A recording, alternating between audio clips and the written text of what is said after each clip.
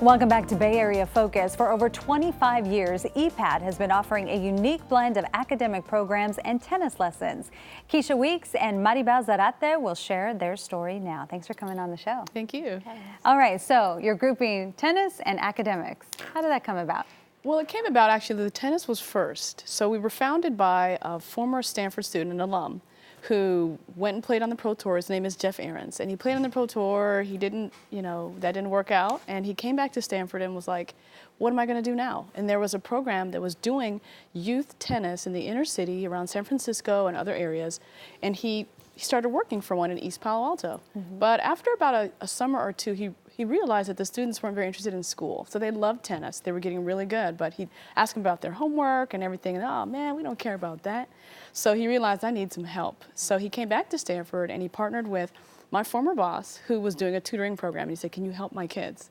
And they joined together, but the kids weren't feeling it. So what happened was, in order to play tennis, they had to go to tutoring first. And so that's sort of how tennis and tutoring was born, and now we look 25 years later, and the tutoring is the draw. Parents and students come to us for academic support more than the tennis, so it's funny how it sort of flipped over time. Yeah, it sort of flipped. Maribel, how did you get involved? Well, actually, I looked up the organization and I really liked the mission, and the parent participation part of it is what drew me in. I've worked with other organizations that do similar work, mentoring, tutoring, but there was never that parent component. And I think once parents get involved, it actually makes a big impact. I mean, everybody wants their child to be successful, but we need the parents to also be part of that success. So that's what really drew me into wanting to join EPATT. That's great. What challenges did the high schoolers face?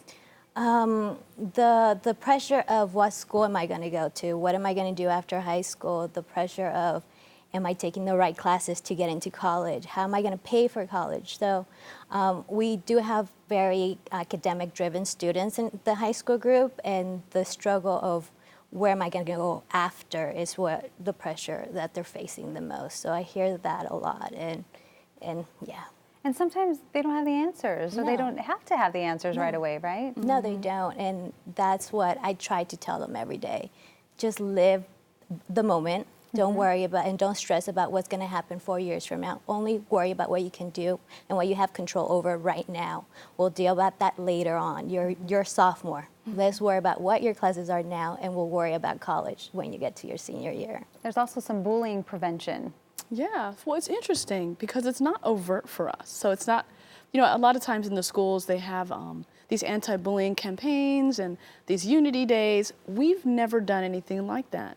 We approach it from more, we set up the environment in our organization such that everybody is valued, and we create a family atmosphere. It's sort of organic because families are there every day. Parents cook for the kids. They have to pick them up and drop them off. They're always there for meetings. They're bringing in information.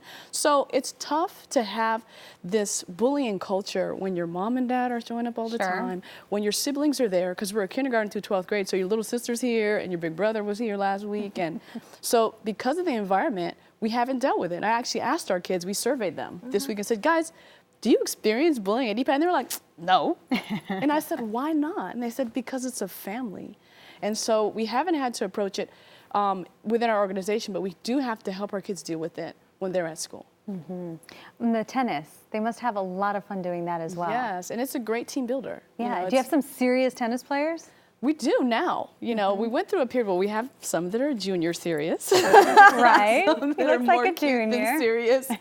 But we do have some players who are playing on their high school teams. So that's one of our big goals, is we want our students to be able to play at the high school level. Now, whether or not that translates into collegiate tennis or not, we believe that it's a very unique extracurricular that a lot of students from underserved communities are not going to be able to say that they've done. And it does make them stand out when they go other places. It's like, oh, what do you play? Basketball, football, soccer? No, I play tennis. And it's a point of pride for our kids. Sure, why not? You also help students get into private schools as well? Yes, so that's, it's, some students want to pursue greater challenges and greater opportunities. And for those students, we'd like to facilitate that. We're all about kids and families achieving whatever their greatest potential is. What do you want to do? We'll help facilitate that. We don't tell them, yeah, you should go to private school, but is that what you like to do? Okay, here's what it'll take.